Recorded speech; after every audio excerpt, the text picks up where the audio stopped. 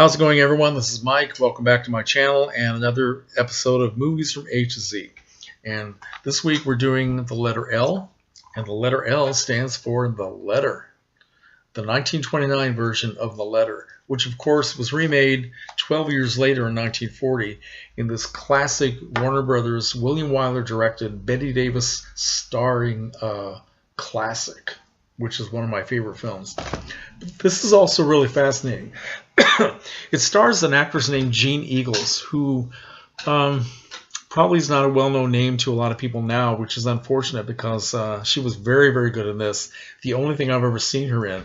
She was very famous as a stage actress in the 1910s and the 1920s, and she made 12 films between 1913 and 1929, and as far as I know, this is the only one that's available, so that, I don't know, I've never seen anything else, but this is definitely worth checking out. So this is it's based on a play by W. Somerset Maugham, which came out in 1927, and the film is only 65 minutes long, so if you think that it might be very stagey and slow, like a lot of, you know, early sound films based on plays, it would like you're really watching a play, but it moves so quickly, and the actors, especially Miss Eagles, are so energetic in the way they move and the way they speak that it just moves right along very quickly. It's very exciting, really. Okay, so the story is about a woman named Leslie Crosby. She's married to a man named Robert Crosby, who is the owner of a rubber plantation in Singapore, and of course they're English citizens, and she's bored with her life and her husband, so she takes a lover, a guy named Jeffrey Hammond. Apparently they've been lovers for years, but he's starting to turn away from her, and she's found out that he has a Chinese mistress, and she can't believe that he would leave her for one of the natives, so she's very upset. She summons him one night to her bungalow when the husband is away someplace working on rubber, and she sends a letter with one of her servants, a letter saying, "Please come and see me tonight. I'm desperate, and I will not answer for the consequences if you don't come." That's not an exact wording, but it's something very similar.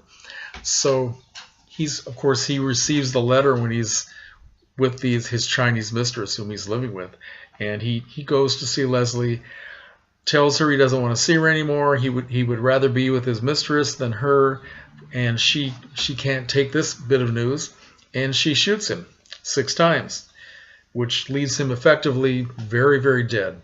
And after the next scene shows the courtroom where Leslie is lying about the whole thing, saying that she was not that well acquainted with Jeffrey Hammond. They were just acquaintances, that she didn't see very often, that she didn't see him very often, and that he came to the house totally unexpected, and he was drunk, and he tried to rape her, and that's why she had to kill him.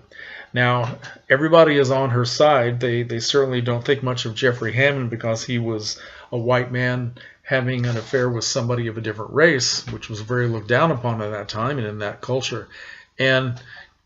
But it turns out that the Chinese mistress has picked up this letter, and she thinks that, okay, this is going to be very important and might be very valuable to the prosecution. So she threatens to sell it to the prosecution if Leslie and her lawyer do not buy it. So that's where all the drama comes from. The letter changes everything. It changes what happens to the characters, what happens to this marriage, and I've already given you a lot of details, and I don't want to give you any more because a lot of you may never have seen this wonderful classic film, and I'm sure a lot of you haven't seen this, but both are worth seeing.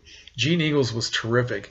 Now she's actually, when I watched it, she reminded me quite a bit of Bette Davis with her mannerisms and the way she uses her eyes and things like that. And I understand that Bette Davis was a big fan of Jeanne Eagles when she was a little girl, so maybe that's why she developed some of the mannerisms that she had. Now,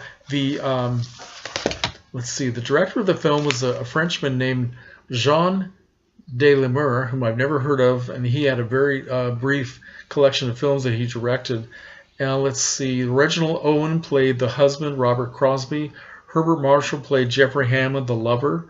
And a woman named Lady Sin Mei played Li Ti, the Chinese mistress.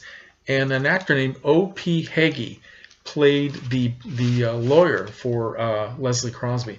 If that name doesn't ring a bell with you, think of the classic 1935 horror film The Bride of Frankenstein. O.P. Hagee was the guy who played the blind hermit that the monster goes to visit. It's a very important character in horror film history. Another interesting piece of trivia is the fact that Herbert Marshall, who played the lover in this version of the film, he also played in the 1940 version as Robert Crosby. So he changed characters, and the characterizations were quite different in the earlier film than they were in the remake. What else do I want to say? I think that's pretty much it. Like I said, it's only 65 minutes long, and if you're reluctant to watch a very, very old movie, this might be a good place to jump in. And Jeanne Eagles is terrific. By the way, she died just a few months after this movie was released.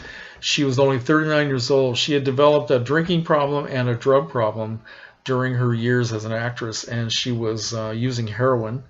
And when she died, they found alcohol, heroin, and a sleeping tablet in her system. So it's very sad that she died. She had a terrific voice. There was a silent version of this film that was released also along with the talkie version, but she certainly could have made it in talking film. She had a terrific voice, and it's very sad. So I guess that's all I want to say. The Letter, give it a chance.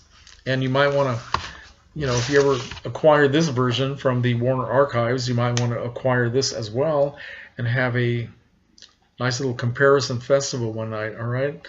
Thanks for watching, and comments are welcome.